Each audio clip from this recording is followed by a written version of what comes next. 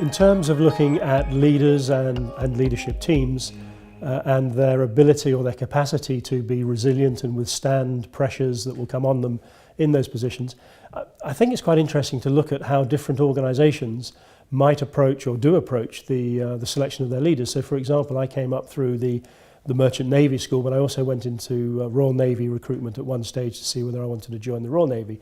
Now, in the Merchant Navy, it's a 9-year program before you can become a captain. That's a mixture of academic study, it's a mixture of experience, it's a question of doing time served, and eventually, after 9 years, which is the fastest at which you can probably get your qualifications, you may become a captain within 10 or 12 years. So by the time you arrive in that leadership position, you are extremely competent, well qualified, and you have what I would call the ultimate domain knowledge. There's very little that's going to surprise you at that level.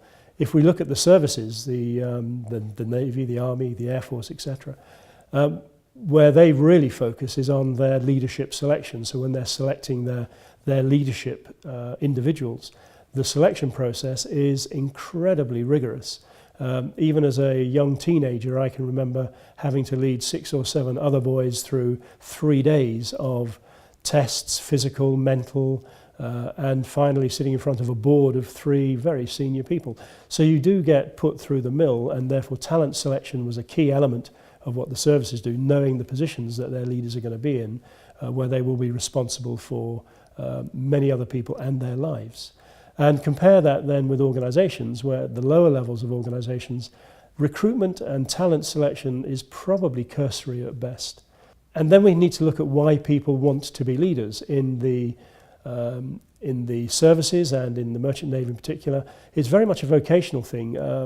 It's not so much that you're driven by ambition. You love the job and you want to get through and you progress to the highest levels in a very prescribed manner. That can be very different in organisations where people who are incredibly ambitious and who might not necessarily be incredibly competent, of course, can talk their way through to the top in very short order. And in some organisations, that's actually encouraged. So, for example, with graduate entry schemes in big organisations, I have seen people raced through different slots in a year and a half, a year here, 2 years there.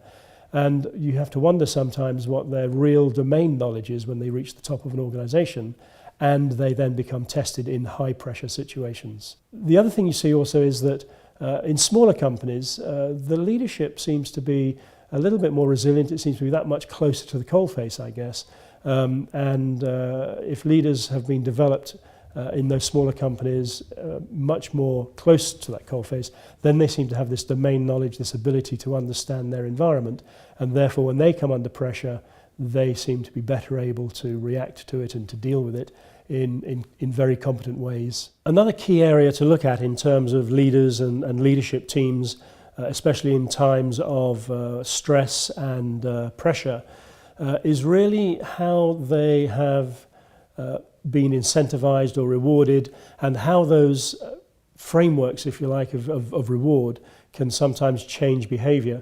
And in particular, I'm thinking about how incentives and rewards can change leaders' perceptions of risk and how they then deal with stressful situations, pressure situations, and how they sum up risk and then make decisions based on their appreciation of the environment, the risks that they're facing, in light of the rewards that they get.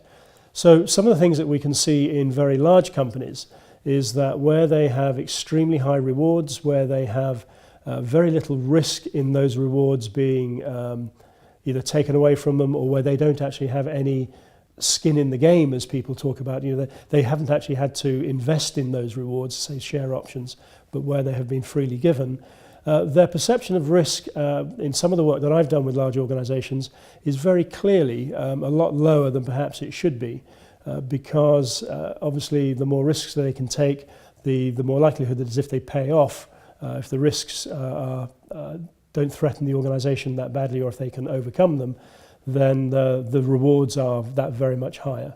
Contrasting that with smaller organisations, especially where the rewards are much more tied into real performance over long terms, the risk of leadership teams and the leaders themselves is very much more acute. They understand in a much more real way, that they have to manage those risks, they have to deal with those risks. Yes, they can see them as opportunities, which is what you should be doing as a leader, as a leadership team. But it doesn't mean that you are cavalier with those risks, and in the old-fashioned expression, you don't bet the farm in the hopes of a big payoff if it comes off. There's kind of a much more responsible attitude when you have a much greater perception of risks and what it can do to your organisation.